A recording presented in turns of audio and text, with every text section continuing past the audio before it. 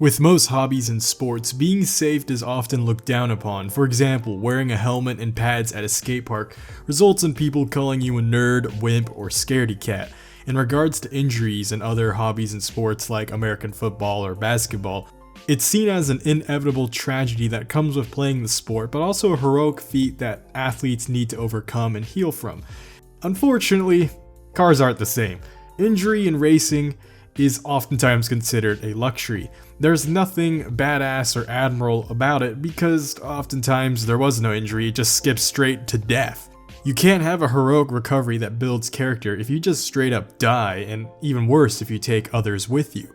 A racer's career could easily be over as soon as it starts. All it takes is one bad crash with the difference of inches changing their entire survival rate. And in that same regard, racing as a sport could be over since drivers aside, it wasn't really safe for spectators either. This led racing to have a constantly evolving safety system. After all, race cars are literal tons of metal aggressively blazing past 200 miles an hour. The evolution towards safety features weren't a matter of being wimpy or being seen as nerdy. At this point, it was a responsible decision.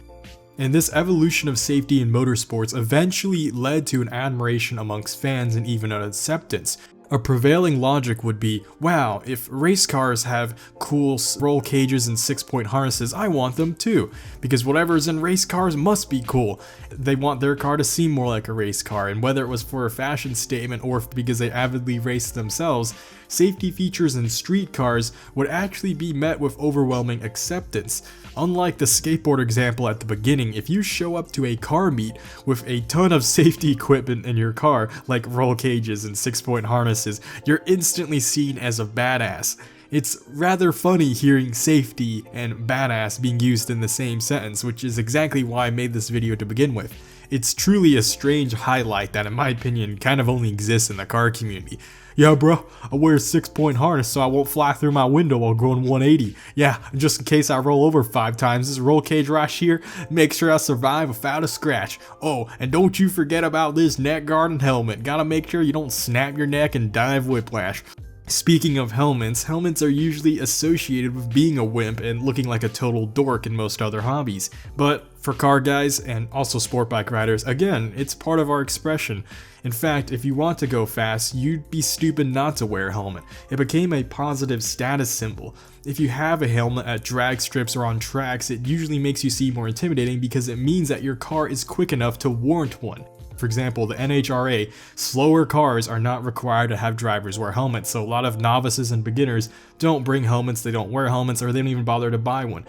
But when beginners finally start to have a car that is fast enough to warrant the need for a helmet, it's seen as it's a rite of passage, like you're moving up, man. You finally are in need of this. So friends will oftentimes gift them their first helmet and they'll shower them with decorations and even put signatures on it. And it just becomes a memory, a keepsake, something that's part of a car guy's legacy. Outside of the car community and really in the greater scope of just cars in general. So for a lot of non-car people who still drive cars a lot, unfortunately they don't share this sentiment. A lot of non-car people, for some godforsaken reason, think that safety is still dorky, and a very common thing that they hate is the idea of seatbelts. Not wearing a seatbelt is seen as youthful freedom partnered with a carefree spirit not to wear one. Until, of course, they barrel through their windshield while only going 25 miles an hour hitting a tiny guardrail. The fact that you can die to something as low speed as a 25-mile-an-hour crash just because you didn't wear a seatbelt, that's a joke. That's a horrible way to go out.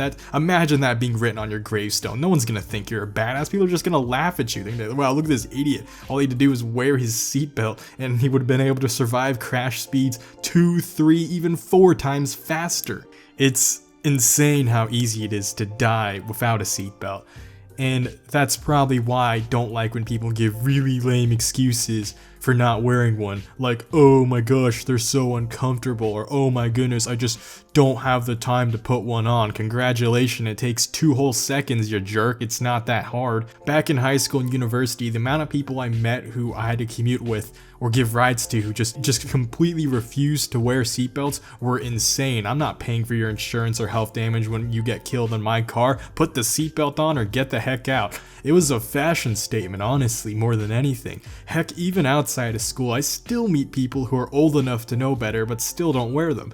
It's even funnier when they think that it's a mark of badassery, like, oh my gosh, I have a fast car and I'm so carefree I don't need a seatbelt.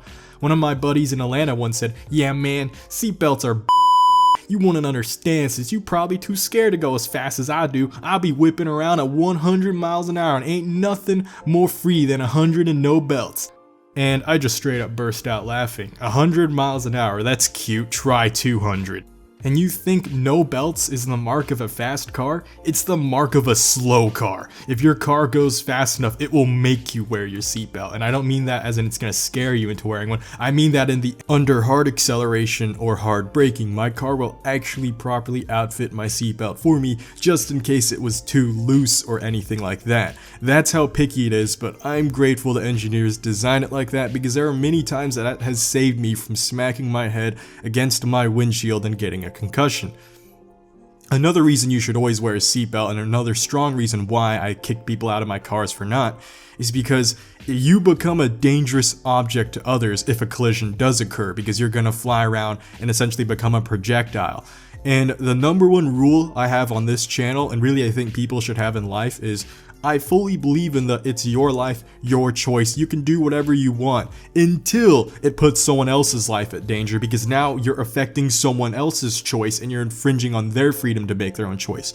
With seatbelts, you're putting other people in danger by not wearing them, so please wear them.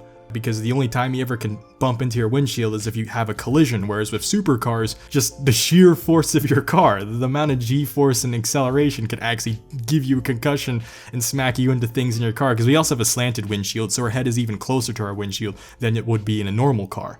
And there are times where I've appreciated it, because again, like I said, this is a car that will hit 100 miles an hour in under 7 seconds. It's going to hit its top speed in just 30 seconds, whereas my friend with his cruise, he's still on his way to 130 more seconds later, and I'm already doing twice the speed in half the time.